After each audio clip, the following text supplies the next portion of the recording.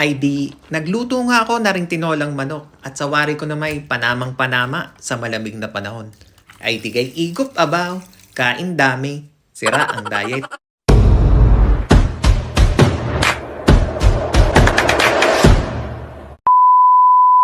Ay ano ka mga tropa, kamusta ka kayo? Ako si Andy, breadwinner at 8 taon ng caregiver dito sa bansang Israel. Pamilya muna, bago sarili. Ay di, samahan nyo nga ako sa isang craving satisfied video. Tama ga ho o isang mapagmatakaw na video. Ay kayo na hong bahala kung alin ho ang tama. Ay di, samahan nyo nga ako at magluluto naman tayo na ring tinolang manok. Sa punto nga nga rin nakapag-gisa na ako ng ating mga aromatics na bawang, sibuyas at saka aring luya. Gigisa ko lamang ari ng bahagya din sa ating kawali. Hahaluin ko ng papagayon at papagarne hanggang sa lumabas na ang aromatic ng ating mga sangkap na gagamitin sa tinolang manok. Ay sawari ko rin nga naman ay panamang panama aring garning na lulutuin natin. Aring may mga sabaw na hihigup-higupin pa natin ng mainit-init. Ay tunay naman ho kayong pagkakalamig ngayon din At nanunuot naman ho sa buto ang lamig at nag-uulan pa nga din Ay digay, kaya ako'y napaluto nga na ring tinolang manok. Ay di sa puntong ang aray layana aring ating mga pinagigisang sangkap din Ay di inilagay ko na aring ating karne ng manok. At ari naman ay hahaluin ko lamang ng papagayon at papagarne. Hanggang sa magkulay puti na nga aring ating karne ng manok o gigisahin natin ng bahagya. Ay di hahaluin ko nga lamang aray ng papagayon at papagarne hanggang sa mamuti na ng tuluyan aring ating karne ng manok. Ay di makalipas nga lamang ang ilang minuto ng pagkikisa o pagsasangkot siya na ring ating karne ng manok. Nilagyan ko naman aray ng pampalasa na asin at paminta. Gigisahin ko lamang aray ng papagayon at papagarnay, hahaluin kumbaga at nang sa ganun ay magisa din ang ating pinilagay na asin at paminta. Di hahaluin ko nga lamang aray ng papagayon at papagarnay. Ay di, maiba naman nga tayo.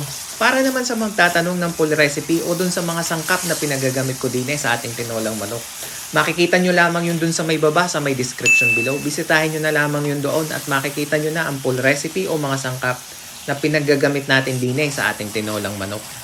Ay di, balik nga tayo din sa ating pagluluto. Ay kung maaamoy nyo lamang din ang aking ginigisa, ay tunay naman pagkakabango rin nga naman ho, ay nakakagutom na rin. Ay di sa puntong ang aray nakapaglagay na ako ng Knorr chicken cubes. At aray naman ang mag-i-enhance pa sa lasa na ring ating manok.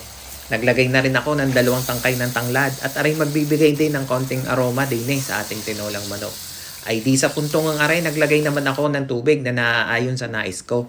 At aray na may tatakpang ko lamang din at hahayaang magkulo-kulo din hanggang sa maluto na ng tuluyan aring ating karneng manok.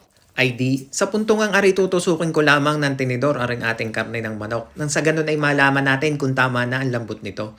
Ay di, maya-maya nga'y nilagay ko na aring ating papaya. Kita nyo gayang ating papaya ay tunay na mahinog-hinog na karne ho ang kasarapan din sa ating papaya na sa ganun ay medyo manamis-namis ng kaunti.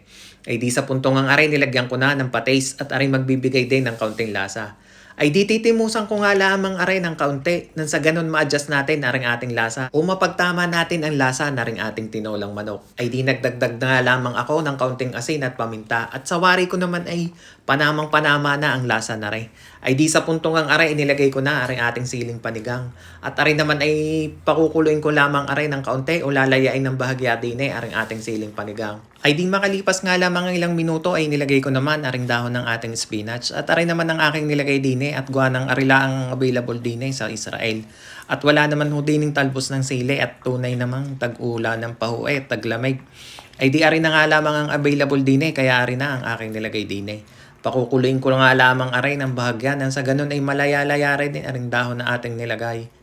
Ay di, makalipas nga lamang ang ilang minuto, ay di aray na, ready to serve na ang ating tinolang manok. Ay labas ang bahaw at tunay namang mapapa-extra rice ka pa din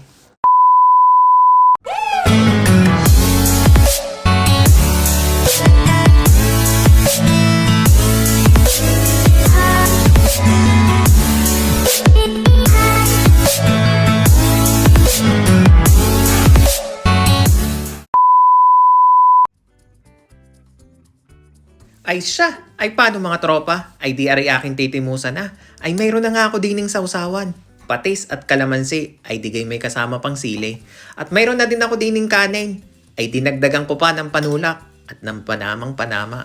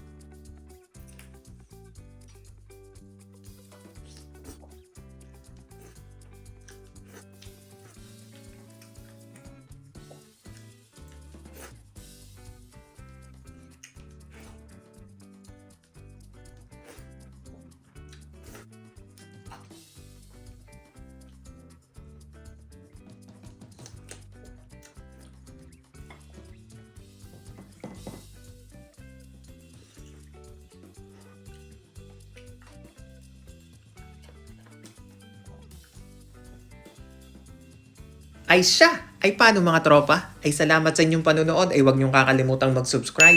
At nang tayo dumami na. Ay siya, dyan na muna kayo.